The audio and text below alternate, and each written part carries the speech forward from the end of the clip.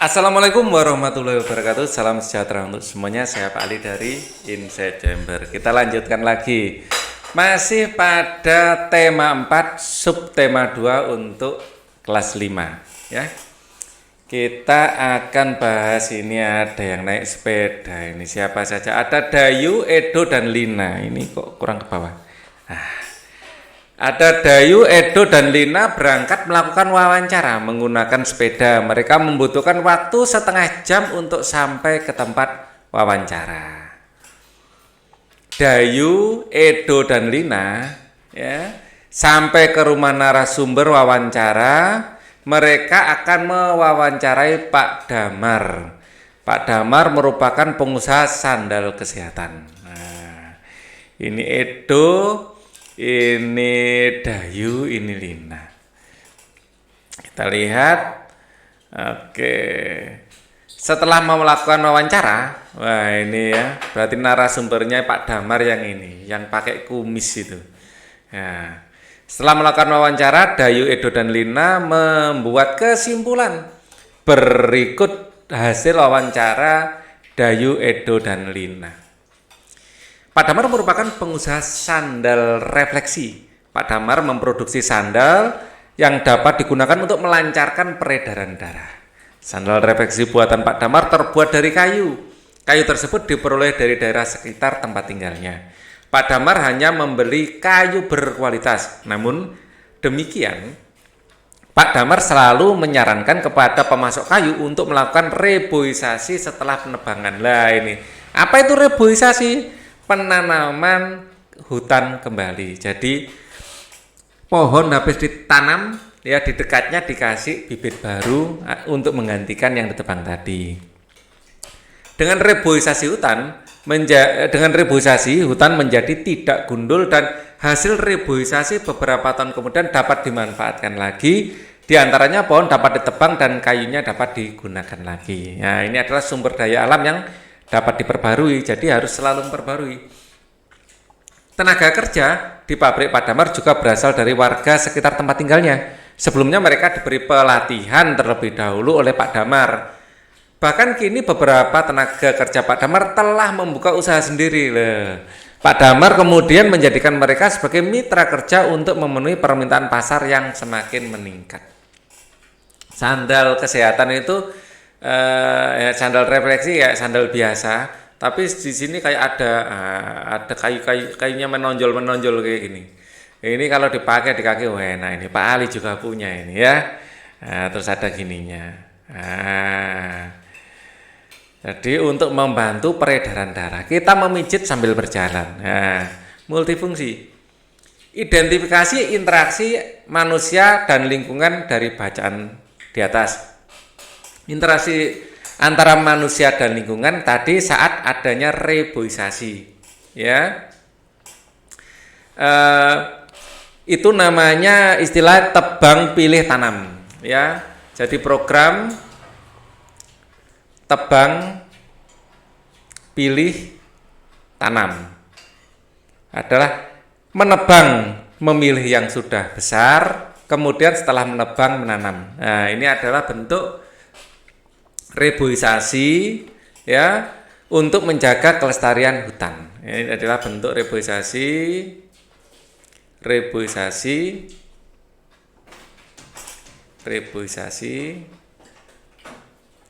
untuk menjaga kelestarian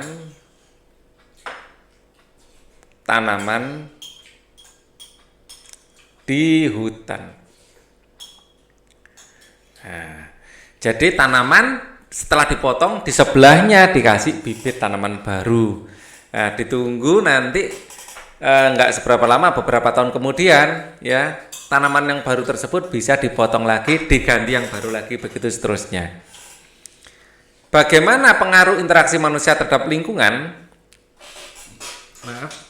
Bagi masyarakat ya, saya ulangi lagi. Bagaimana pengaruh interaksi manusia terhadap lingkungan bagi masyarakat dalam bacaan di atas? Apabila lingkungan lestari, lingkungan dijaga kelestariannya,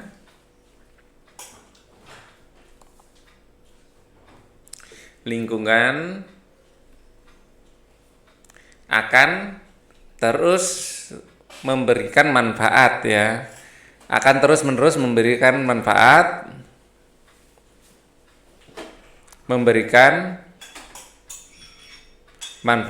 buat kita. Buat kita semua. Tapi kalau kita merusaknya, maka akan timbul bencana. Begitu ya. Jadi kita harus melestarikannya agar manfaat itu bisa berkesinambungan. Ya, terus-menerus artinya berkesinambungan, terus-terusan ada. Nah, apa manfaat usaha Pak Damar bagi masyarakat sekitarnya? Jelaskan. Manfaatnya adalah memberi lapangan pekerjaan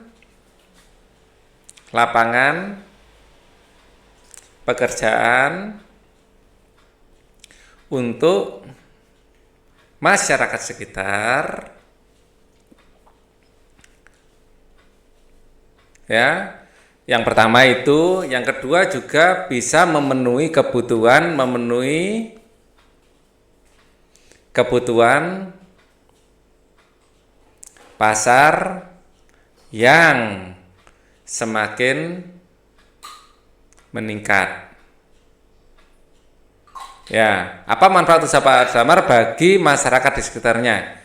Ya, jadi tapi kalau ini fokus pada masyarakat sekitarnya sebenarnya yang pertama aja cukup.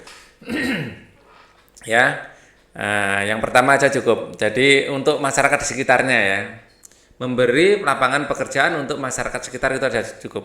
Tapi kalau yang kedua tadi lebih pada permintaan pasar untuk manfaat ekonomi itu ya. Ini aja nggak apa-apa. Memberi lapangan pekerjaan untuk masyarakat sekitar. Ya. Jadi mengatasi masalah pengangguran misalnya seperti itu. Memberikan manfaat ekonomi ya. Apa yang dilakukan Pak Damar untuk mengurangi kerusakan lingkungan akibat usahanya? Jelaskan. Meminta agar ya supplier kayu ya, di sini tadi ada Pak Damar memberi kayu berkualitas, namun demikian Pak Damar selalu menyarankan pada pemasok kayu untuk melakukan reboisasi ya. Meminta agar pemasok kayu selalu mereboisasi hutan yang mereka tebang kayunya. Ya, kayunya ditebang.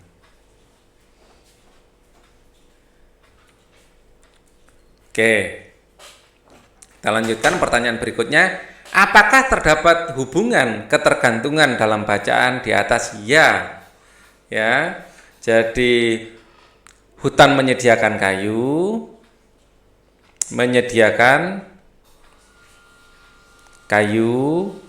dan manusia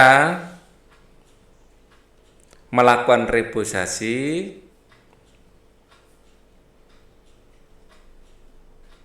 untuk melestarikan sumber daya alam di hutan. Ya. Alam hutan. Ya, atau alam di hutan gitu aja ya. Kasih D. Oke. Di hutan ini terpisah karena di kata depan. Di hutan. Kita lanjutkan lagi.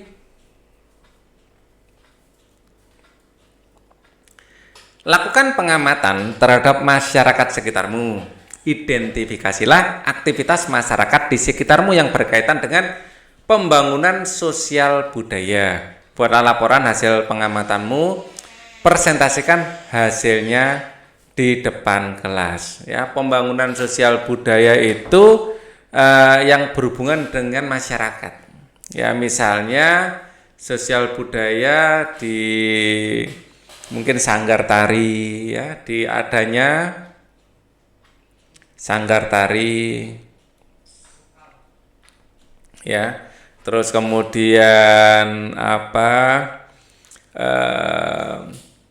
grup-grup kesenian ya, atau grup-grup kesenian bisa musik yang dikembangkan di masyarakat ya, misalnya grup musik kampung gitu ya, untuk apa ya, melestarikan musik keroncong di kampung, untuk melestarikan musik keroncong. Nah, ini termasuk pembangunan sosial budaya. Sosial budaya bukan hanya tari, bukan hanya musik, banyak ya. Jadi budaya musyawarah itu budaya yang berhubungan dengan perilaku masyarakat itu masuk juga ya, termasuk budaya menjaga keamanan. Ya, ini dinyalakan dulu AC-nya. Oke. Kemudian presentasikan di depan kelas. Ya, terserah di kampung kalian ada apa, coba diskusi dengan orang tua.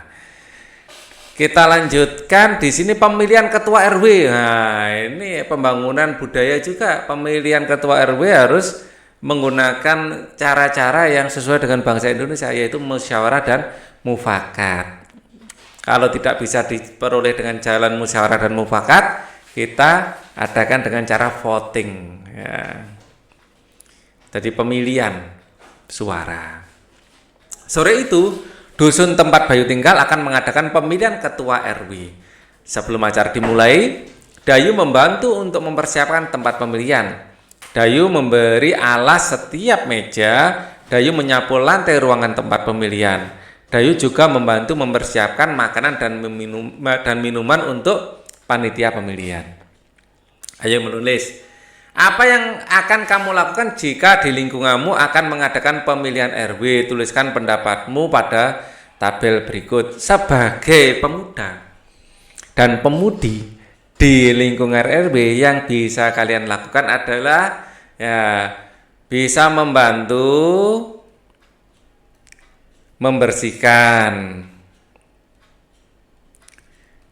tempat ya, membantu bisa membersihkan tempat, menata meja, kursi-kursi menata kursi ya, membantu mempersiapkan dekorasi ya, membantu mempersiapkan dekorasi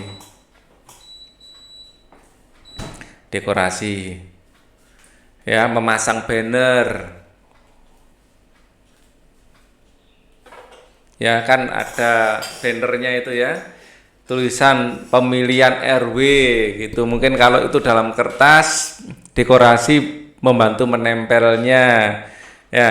Terus kemudian kalian juga bisa membantu menjaga ini apa, keamanan misalnya ya, dalam prosesnya ya, atau mengantar surat undangan ke warga. Surat undangan ke warga. Nah, ini anak-anak muda, anak-anak Karang Taruna ini bisa membantu ya. Jadi pekerjaan akan lebih ringan kalau dikerjakan sama-sama. Ketua RW dipilih oleh seluruh masyarakat pada lingkungan terkait yang sudah mendapatkan hak pilih. Tentu saja kalian belum ya, yang masih muda. Bapak-bapak, ibu-ibu, nah itu yang ayah kalian, ibu kalian ya, itu yang mempunyai hak pilih. Pemilihan ketua RW dilakukan di balai warga. Dayu mengamati jalannya pemilihan RW. Dayu menulis laporan singkat mengenai pemilihan RW. Berikut laporan singkat yang dibuat oleh Dayu. Laporan pengamatan pemilihan ketua RW. Nama Dayu. Pengamatannya calon ketua RW ada Bapak Herman Santoso, ada Bapak Yandi Hermawan, dan Bapak Bakri Widodo. Jumlah pemilih ada 365 orang. Tempat pemilihan adalah balai warga. Hasil pemilihan sebagai berikut. Nama calon ketua RW Pak Herman Santoso dipilih 80 orang, Pak Yandi Hermawan dipilih 90 orang, Dan Pak Bakri Widodo 190 orang, jumlah pemilihnya tepat sesuai dengan jumlah warga ya. Jadi semuanya datang memilih. Ya, ini casnya mau habis, saya tancapkan dulu.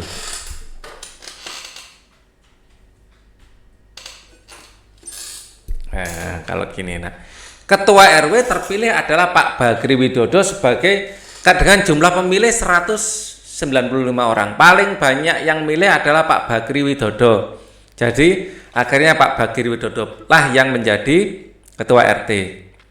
Mungkin Pak Yandi akan menjadi wakilnya mungkin ya. Jadi RW ya. Jadi orang nomor 2 bisa menjadi wakilnya sesuai dengan Pak Bakri sebagai ketuanya atau sesuai dengan rapat ya, rapat warga sebelumnya kan gitu ya. Sebagai warga masyarakat kita bertanggung jawab untuk mengamati pelaksanaan pengambilan keputusan baik dalam pemilihan ketua RT, ketua RW maupun kepala desa. Jadi kita nggak boleh tutup mata, kita harus tahu proses itu. Jadi kita nggak protes di kemudian hari ya, karena kita juga ikut berpartisipasi dalam pemilihan. Kita harus mengamati, selain itu masyarakat juga dapat mengamati beberapa keputusan yang dikeluarkan ketua RT, ketua RW dan kepala desa. Pengambilan keputusan bersama dapat dilakukan melalui musyawarah atau untuk mufakat. Namun demikian, apabila tidak mencapai mufakat, dilakukan voting. Voting artinya pemilihan, ya. Pemilihan pakai saya milih ini, terus orang kedua milih ini, kayak coblosan gitu, kayak pemilu, pemilihan umum ya. Oke, kita lanjutkan. Bentuklah kelompok terdiri dari 3 orang siswa, pilihlah teman yang tinggal berdekatan denganmu. Lakukan pengamatan terhadap pengambilan keputusan yang terjadi di lingkungan tempat tinggalmu. Misalnya rapat keamanan atau rapat kenaikan iuran atau apapun yang ada di lingkungan ya. Biasanya sebulan sekali paling tidak ada rapat RT. Buatlah laporan singkat mengenai hasil pengambilan keputusan tersebut, kumpulkan hasilnya kepada gurumu. Kita lanjutkan. Jawablah pertanyaan berikut. Bagaimana cara mengambil keputusan bersama yang bisa dilakukan dalam masyarakat Indonesia? Keputusan diambil dengan cara musyawarah mufakat. Ya, keputusan ya dilakukan musyawarah untuk mufakat gitu dulu ya. Dilakukan musyawarah untuk mufakat. Kalau tidak bisa,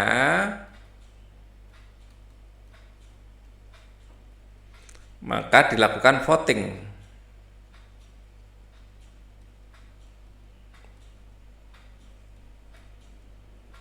Atau pemilihan.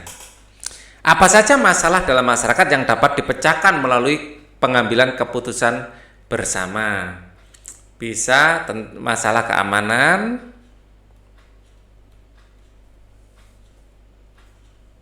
ya, masalah keamanan bisa giliran ronda, ya, mungkin juga membayar satpam atau hansip, ya, terus kemudian bisa masalah kebersihan,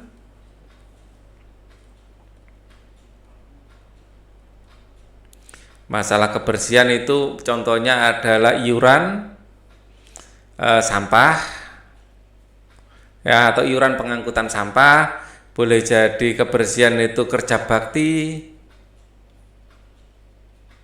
dan lain-lain.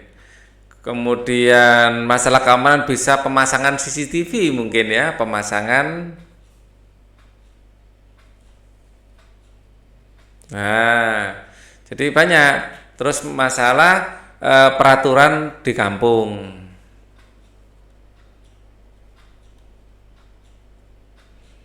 Mungkin sekarang ini kan ada ini ada pandemi Covid, misalnya terkait pandemi Covid contohnya 19. Nah, bagaimana pandemi Covid ini agar tidak menyebar di kampung? Apa yang harus dilakukan oleh warga yang secara bersama-sama dilaksanakan. Ya, peraturan kampung tentang pandemi, peraturan kampung tentang jam malam, mungkin pintu mana yang ditutup. Nah, seperti itu banyak yang peraturan kampung yang harus disepakati ya. Ya, tentang parkir kendaraan mungkin juga parkir kendaraan. Ini diatur bersama. Bagaimana cara masyarakat melaksanakan tanggung jawab sebagai warga? Cara melaksanakannya adalah melaksanakan hasil mufakat dengan bertanggung jawab. Bertanggung jawab. Sebagai seorang siswa sekaligus warga, apa yang dapat kamu lakukan dalam kehidupan bermasyarakat? Yang bisa dilakukan adalah ikut berkontribusi menjaga kebersihan, ya, menjaga kebersihan lingkungan.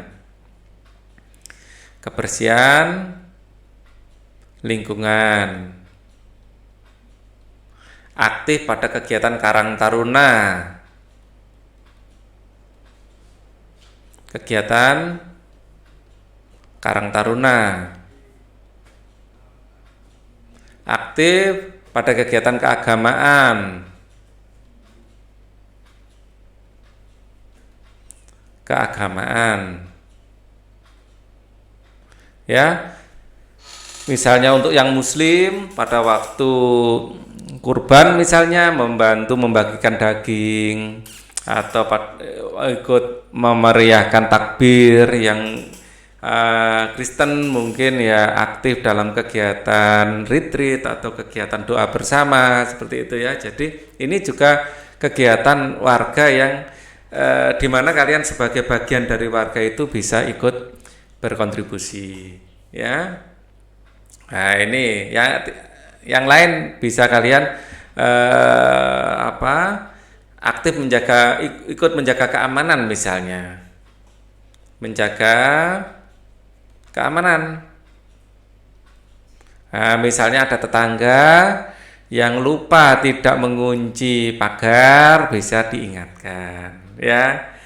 Jadi kalian juga harus perhatian sama lingkungan sekitar ya. Jadi banyak yang bisa kalian lakukan untuk sebagai bentuk kontribusi kalian pada lingkungan. Oke. Paling tidak dengan mengingatkan warga ya, apa yang kamu pelajari hari ini, apakah kamu sudah menerapkan dalam kehidupan sehari-hari? Kita lihat ke belakang, apa yang kita pelajari? Kita belajar wawancara. Kita interaksi antara manusia. Ya, kita belajar tentang musyawarah mufakat yang ada di kampung ya. Di sini ya, belajar bagaimana cara mengambil keputusan di masyarakat. Banyak ya, belajar cara mengambil keputusan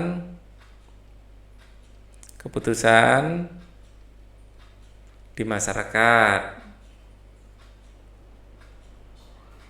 Terus belajar apa lagi? Tadi belajar cara melestarikan alam.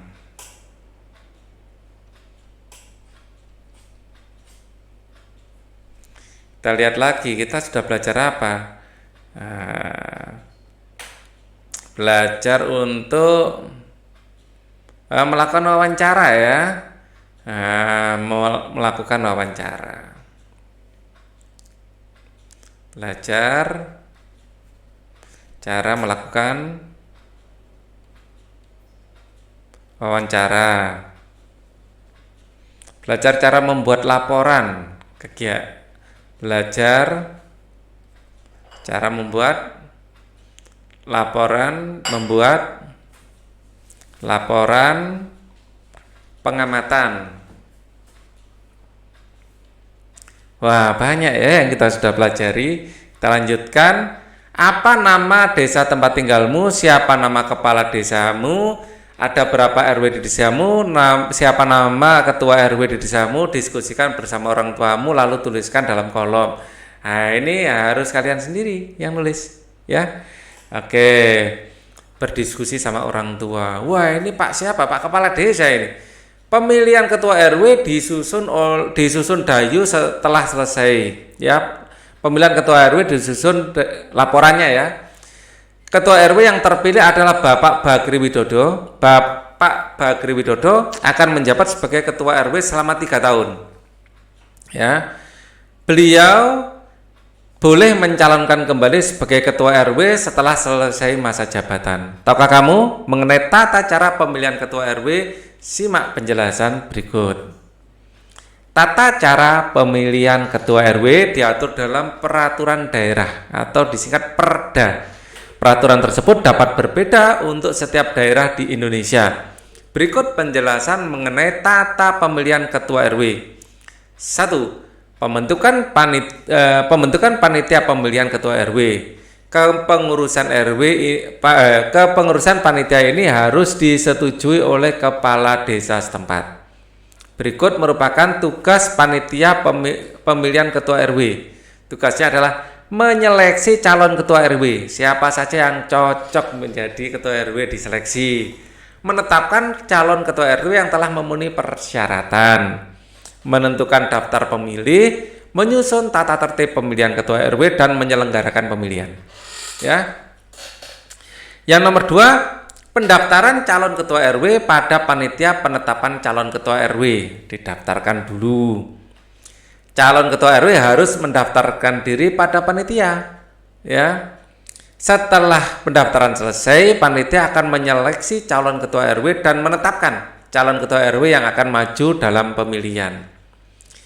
Penyelenggaraan pemilihan ketua RW, pemilihan ketua RW diselenggarakan oleh panitia. Pemilihan tersebut harus berasaskan luber jurdil, langsung, umum, bebas dan rahasia, jujur dan adil. Ketua RW dipilih oleh warga masyarakat yang telah memenuhi syarat, telah berumur 17 tahun atau sudah menikah. Pelantikan ketua RW baru. Setelah pemilihan selesai dan memperoleh hasil, maka ketua RW akan dilantik oleh kepala desa setempat. Ayo menulis. Tanyakan kepada kedua orang tuamu mengenai hal-hal berikut. Siapa ketua RW daerahmu? Siapa namanya? Oke, bagaimana cara memilih pemilihan RW di daerahmu? Jelaskan bagaimana pelaksanaan pemilihan ketua RW di daerahmu. Ya, cara pemilihan ketua RW kalau di daerahnya Pak Ali sama dengan yang di sini. Ya, mungkin di daerah kalian beda karena itu perdanya beda, peraturan daerahnya beda. Ya, ini bisa kalian diskusikan dengan orang tua. Pada masyarakat Indonesia, pengambilan keputusan bersama dilakukan melalui musyawarah. Musyawarah tersebut bertujuan untuk mencapai mufakat. Apabila tidak tercapai mufakat, maka dilakukan voting. Pengambilan keputusan bersama dilakukan untuk memecahkan masalah dalam masyarakat, misalnya sebagai berikut. Pemilihan ketua RT atau RW, menentukan jadwal siskampling, menentukan jadwal gotong royong. Dalam pengambilan keputusan bersama tersebut diharapkan pada peran serta dari seluruh anggota masyarakat. Peran serta tersebut dapat berupa kegiatan berikut: mengikuti pemilihan ketua RT atau RW, mengamati jalannya pemilihan ketua RT atau RW, melaporkan pelanggaran yang terjadi saat pemilihan.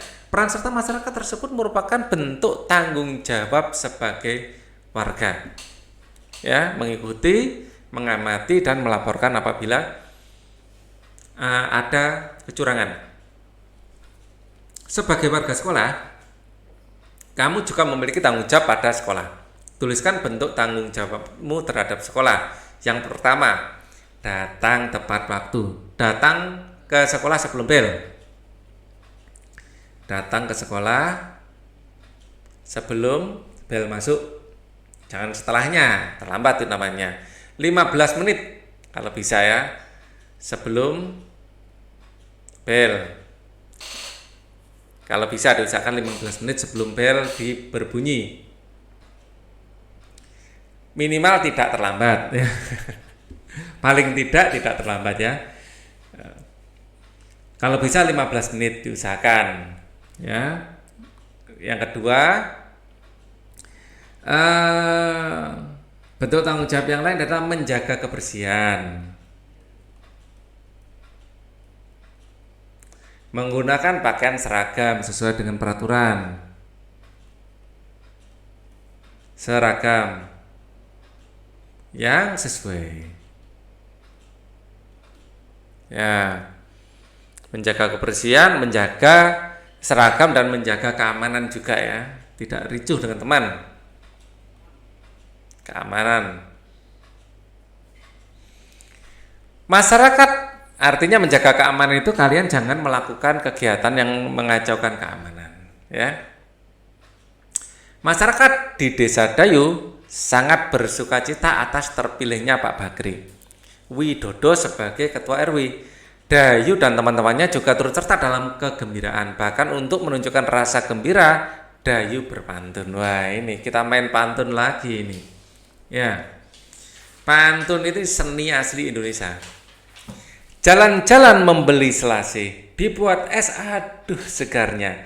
Ketua RW yang telah terpilih, semoga hidup damai sentosa. Nah, kita lihat sajanya AB-AB. Ini huruf H, aduh segarnya. Dibuat es, aduh ini huruf A.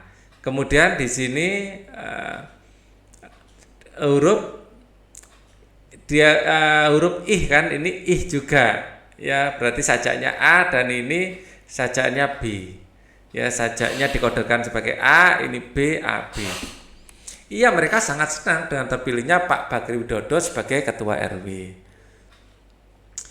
Perhatikan pantun yang diucapkan Dayu, kemudian jawablah pertanyaan berikut. Jelaskan ciri-ciri pantun di atas.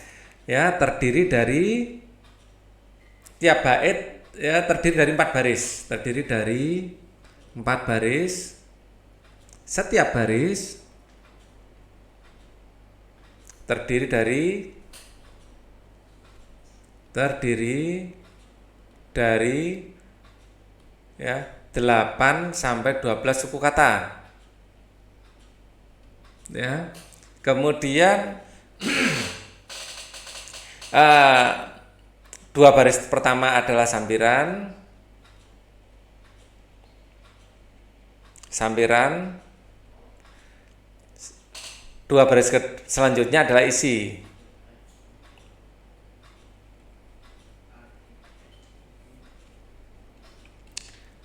Dan pantun di atas bersajak AB-AB. AB-AB. Identifikasilah sampiran dan isi sampiran. Nah, bagian sampiran adalah ini. Ini adalah bagian sampirannya. Ya. Ini adalah bagian sampiran. Nah, sampai sini sampiran. Ya. Ini sampiran.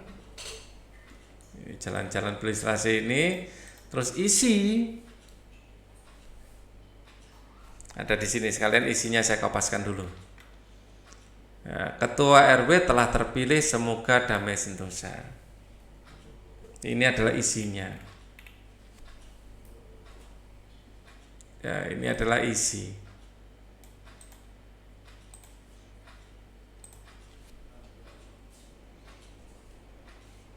Apa amanat pantun di atas? Semoga terpilihnya Ketua RW yang baru.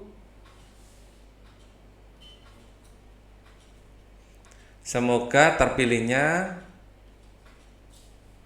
Ketua RW yang baru membuat masyarakat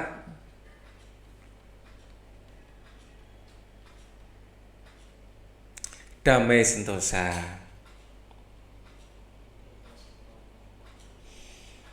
Kita lanjutkan. Buatlah pantun lalu tukarkan dengan teman sebangkumu. Identifikasilah ciri-ciri dan amanat pantun, tuliskan dalam kolom berikut. Ya.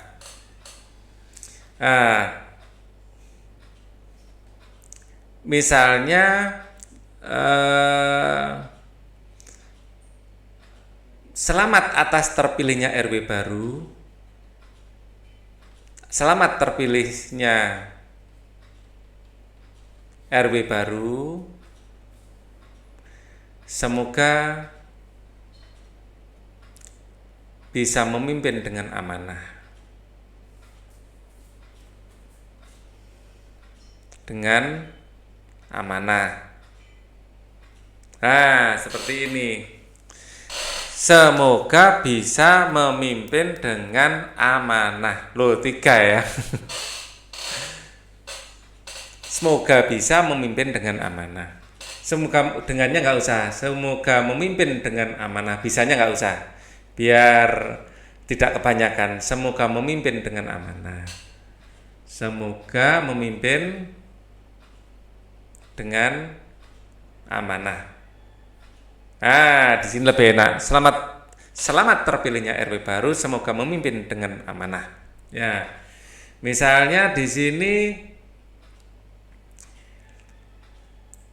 mendaki ke Gunung Tangkuban Perahu. Nah.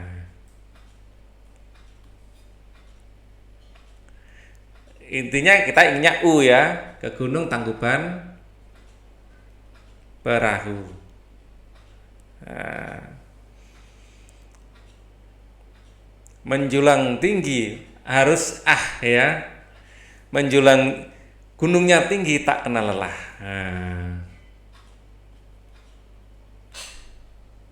Jalan mendaki tak kenal lelah. Itu aja, jalan mendaki tak kenal lelah.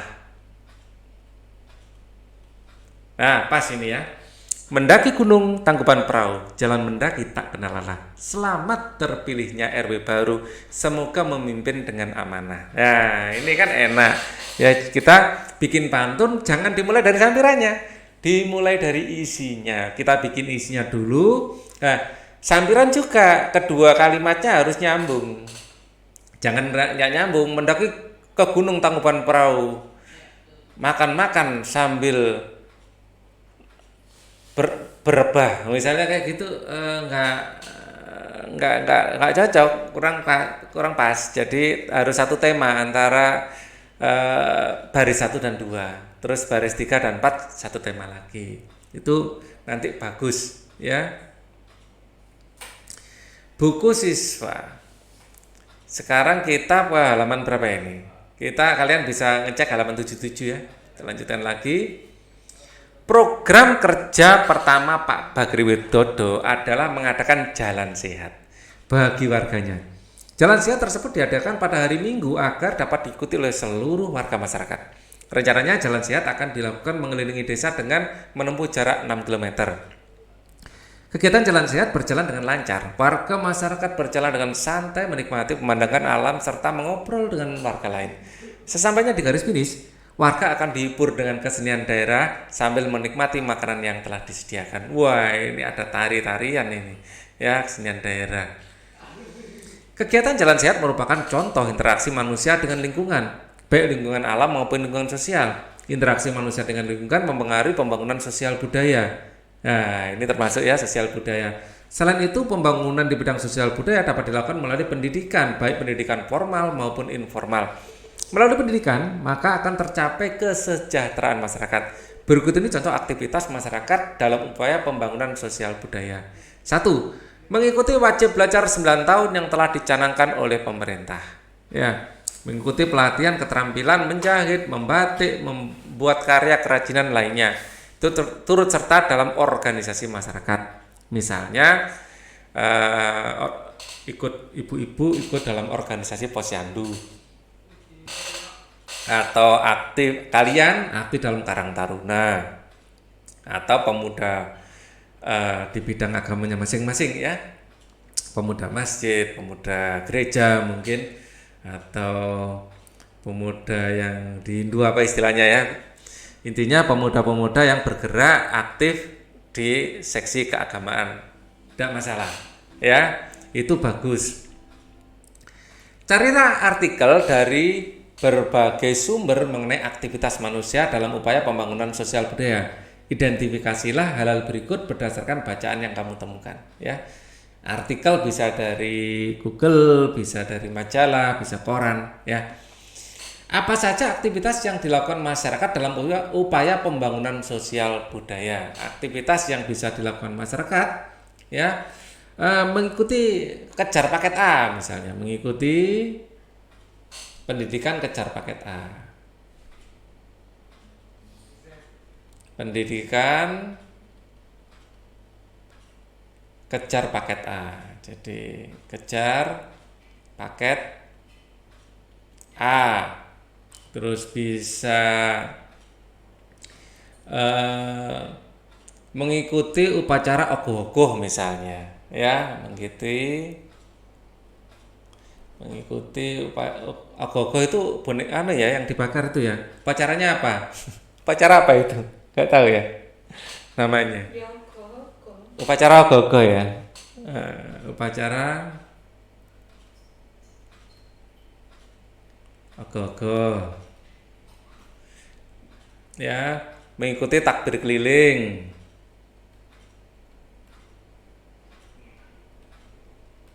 Ini bagi yang muslim ya. Ini untuk yang Hindu. Yang Kristen mungkin mengikuti retreat. Ya. Yang Buddha saya nggak tahu. Terus terang nggak punya banyak data. Upacara lah ya, upacara di kuil ya. Jadi mengikuti kegiatan keagamaan itu bagus juga ya. Mengikuti kegiatan kesenian di kampung, kegiatan kesenian di kampung. Ya, kalian bisa mencari berita-berita. Kalian tambahkan sendiri, kalian nemunya berita apa yang berhubungan dengan sosial budaya masyarakat. Apa pengaruh aktivitas yang mereka lakukan terhadap pembangunan sosial budaya di Indonesia? Ya, pengaruhnya adalah mempererat persatuan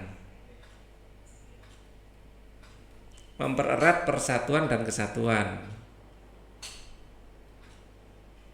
persatuan dan kesatuan.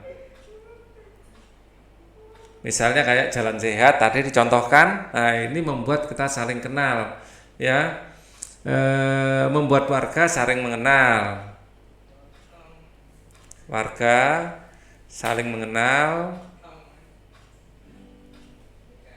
ya.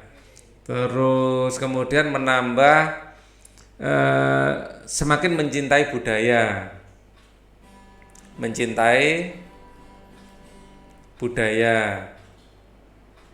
ya. Kemudian mempererat ini tali silaturahmi ya. Ini masuklah persatuan dan kesatuan sudah. Jadi nggak usah diulang lagi. Terus menyehatkan. Ya, jadi kegiatan-kegiatan itu bisa menyehatkan jiwa dan raga. Loh kok bisa? Loh, orang kalau berhubungan dengan banyak orang lain hatinya akan senang, itu jiwanya. Dan raganya, aktivitas-aktivitas fisik seperti itu membuat tubuh kita juga aktif bergerak dan tubuh kita juga semakin sehat. Sebagai seorang siswa, apa yang kamu lakukan untuk pembangunan sosial budaya di Indonesia? Ya, sebagai mempelajari, ya, bersedia mempelajari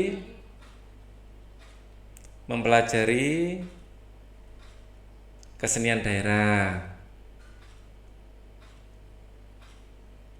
Bukan hanya bersedia, tapi bangga juga ya dengan kesenian daerah. Belajar rajin, giat rajin. Yang giat dan rajin. Mengamalkan nilai-nilai Pancasila.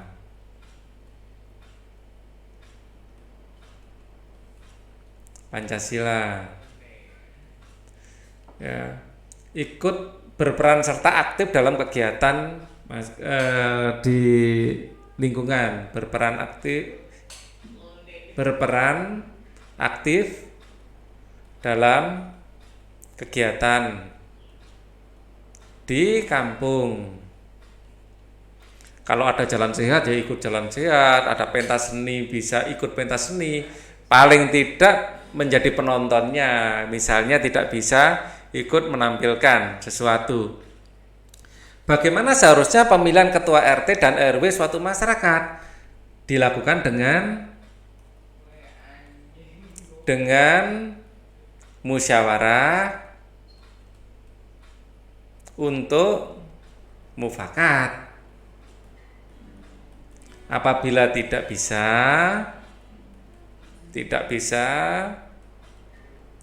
dilakukan dengan cara voting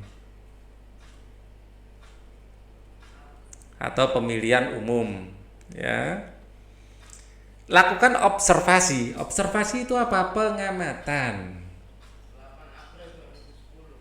di lingkungan sekitar tempat tinggalmu bersama orang tuamu. Amatilah kegiatan masyarakat di sekitarmu yang terkait dengan upaya pembangunan sosial budaya.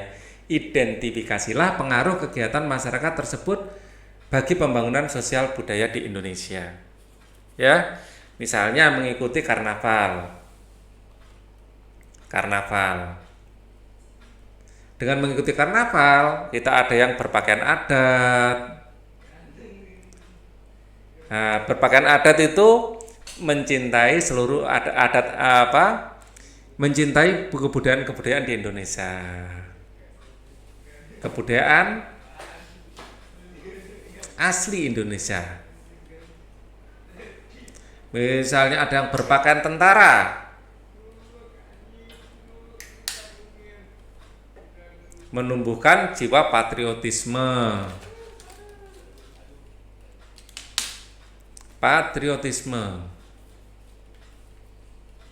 Nah, kalian bisa menambahkan yang lain di sini. Jadi itu bagus sekali.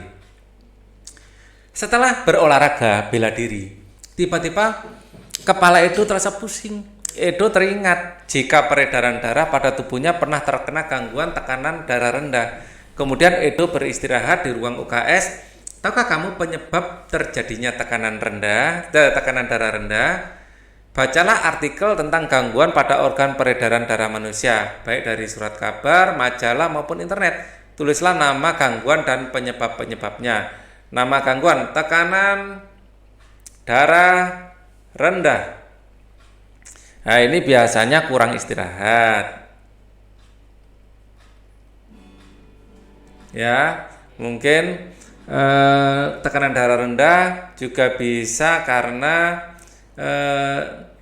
gizi yang tidak seimbang dengan gizi yang tidak seimbang. Ya, ini yang penyebab tekanan darah rendah biasanya. Ya, nama gangguan ada tekanan darah tinggi. Ya, tekanan darah tinggi bisa disebabkan penyumbatan pembuluh darah karena makanan banyak mengandung kolesterol, ya. Tekanan darah tinggi ini karena bisa stres, bisa karena makanan terlalu berlemak dan terlalu bergaram, ya, berlemak dan kadar garam tinggi.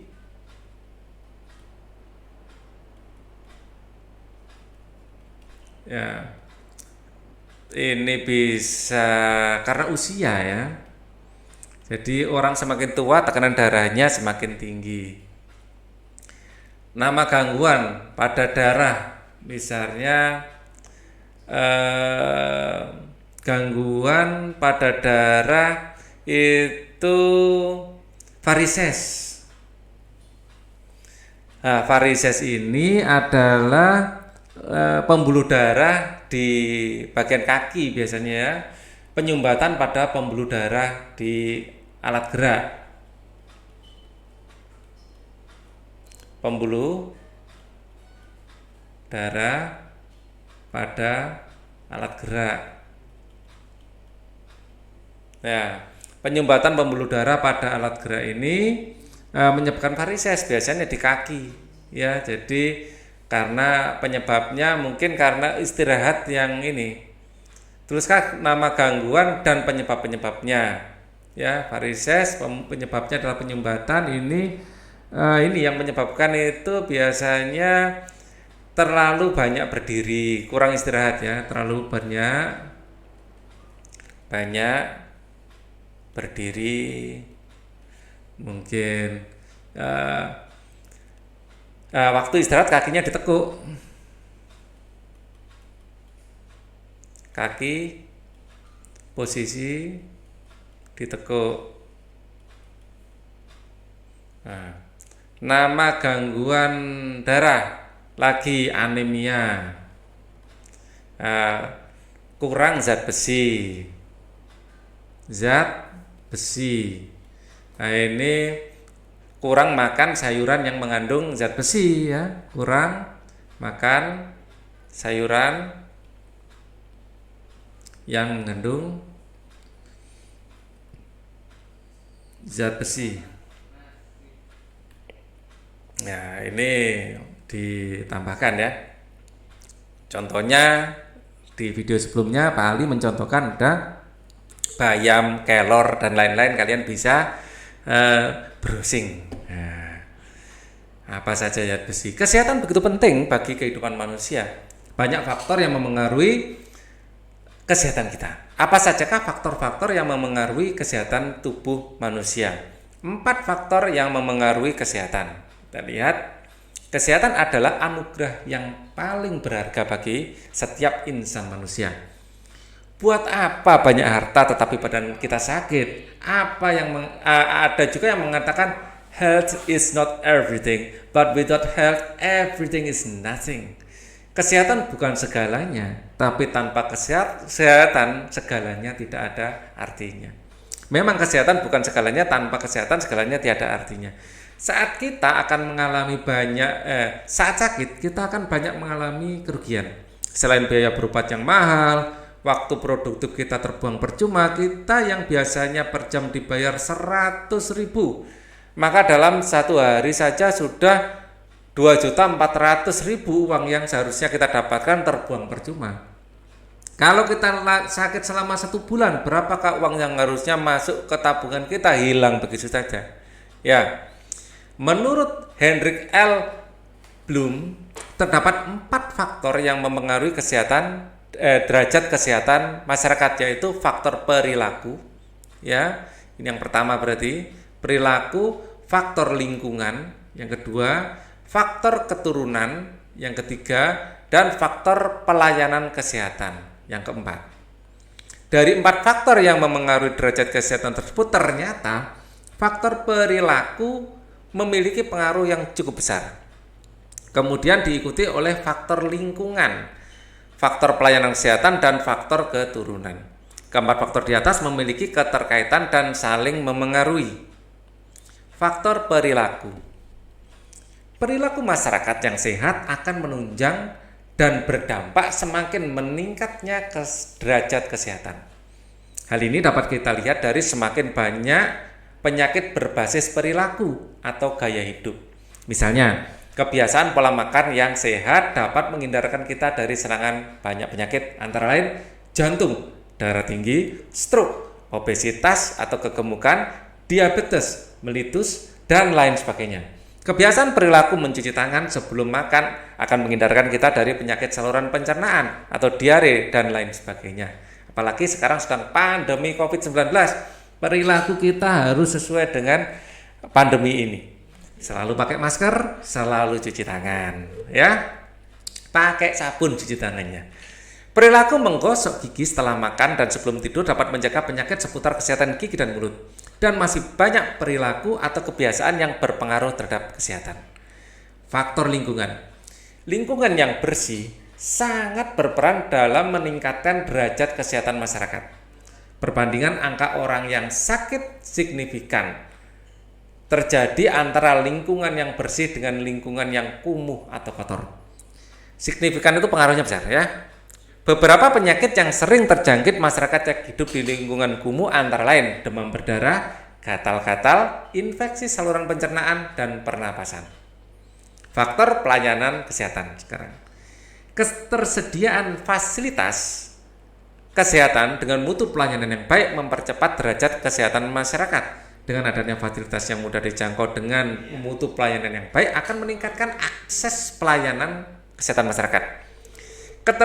Ketersediaan fasilitas harus diikuti dengan keterampilan tenaga kesehatan yang merata, mencukupi dan memenuhi kompetensi di bidangnya dalam pelayanan hingga tingkat pelosok desa.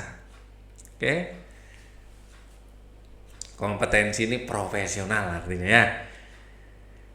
Faktor keturunan. Banyak penyakit yang dapat kita cegah misalnya dengan cara membersihkan lingkungan. Namun, sebagian penyakit tidak dapat kita hindari seperti penyakit keturunan. Semakin besar risiko keturunan, maka semakin sulit meningkatkan derajat kesehatan. Untuk mencegah penyakit turunan perlu adanya konseling perkawinan yang baik. Ya. Keempat faktor di atas saling berpengaruh dan tidak berdiri sendiri. Oleh karena itu, pembangunan sarana kesehatan harus dilaksanakan secara berkesinambungan dan secara simultan. Ya. Berkesinambungan artinya terus-menerus ya. Upaya yang dilaksanakan harus komprehensif dan mencakup upaya preventif dan promotif, kuratif dan rehabilitatif. Ya. Kuratif itu menyembuhkan, preventif dan promotif itu mencegah, kalau rehabilitasi ya menormalkan lagi. Ya, pemerintah sebagai pembuat regulasi harus berperan aktif dalam pembangunan sarana kesehatan serta pelaksanaan kesehatan secara menyeluruh. Seperti pembangunan puskesmas, rumah sakit ya. Berdasarkan bacaan di atas, buatlah kesimpulan mengenai faktor-faktor yang memengaruhi kesehatan manusia. Tulislah dalam kolom berikut. Ada 4 faktor yang memengaruhi kesehatan manusia. Yang pertama adalah faktor apa saja tadi? Yang keempat keturunan. Ya, biar nggak salah saya baca dulu sekilas. Perilaku, lingkungan, pelayanan kesehatan.